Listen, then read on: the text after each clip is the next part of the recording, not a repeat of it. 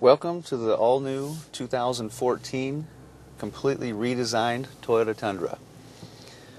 We're going to go for a test drive, and while we're driving I'm going to talk about some of the features that this truck has changed over the previous couple years.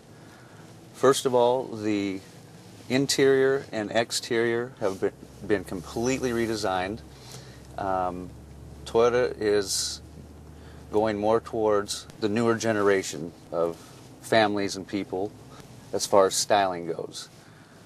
Toyota is a company that takes their clients very seriously, and when a customer writes to Toyota and says, "I wish you would do this," or "I wish you would do that," Toyota actually listens and they make the appropriate changes. Sometimes they're small changes, sometimes they're bigger changes. Interior-wise, what they've done is they've brought this dash about 3 inches closer. Not a deal breaker for most, but everything is within hand's reach for me. I don't have to lean over, I don't have to lean forward.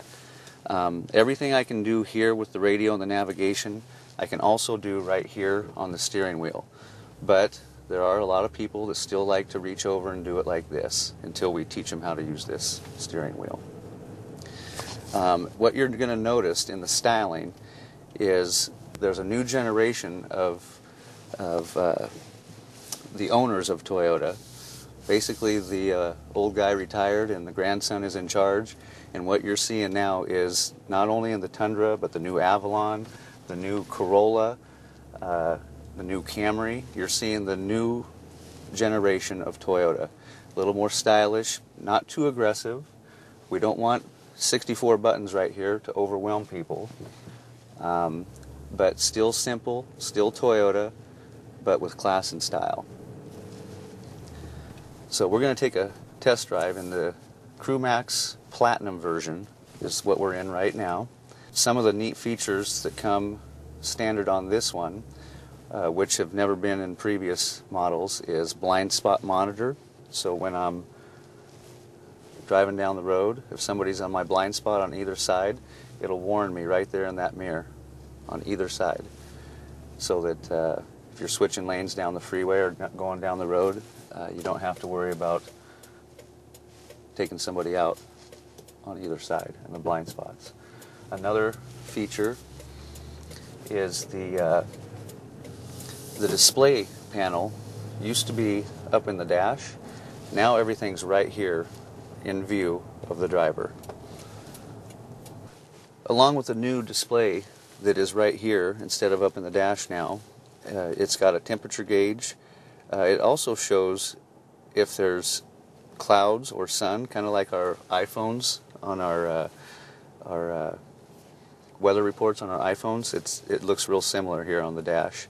You also can customize settings as far as if you want the horn to beep or not beep, or lights to flash or not flash when you're locking and unlocking the doors. You have your average fuel economy. You got your current fuel economy as you're driving. Distance to empty, which is nice. A lot of people like that, so they, even when the orange light comes on, they like to go right down to the mile. Of course, there's an elapsed time if you want to know from point A to point B how long it's going to take you. And then they also have average speed.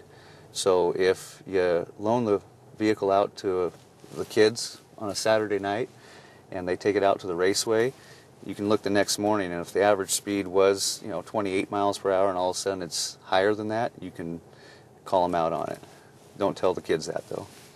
Also, we have part of the blind spot monitor that I was talking about a minute ago. There's also, with this particular package as an option, it comes with rear cross traffic.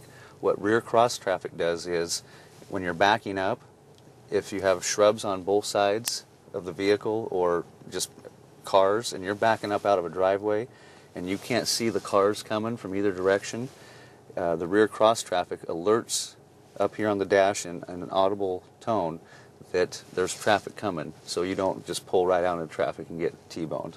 Another nice feature and an option on this particular vehicle. Also, what they've done on the Platinum version as standard is the memory seats. Clients wrote in and said, man, I wish we could do memory seats. You know, why does it have to be the Avalon, you know, just the cars? Well, we went ahead and did memory seats as well in the Tundra on this particular version.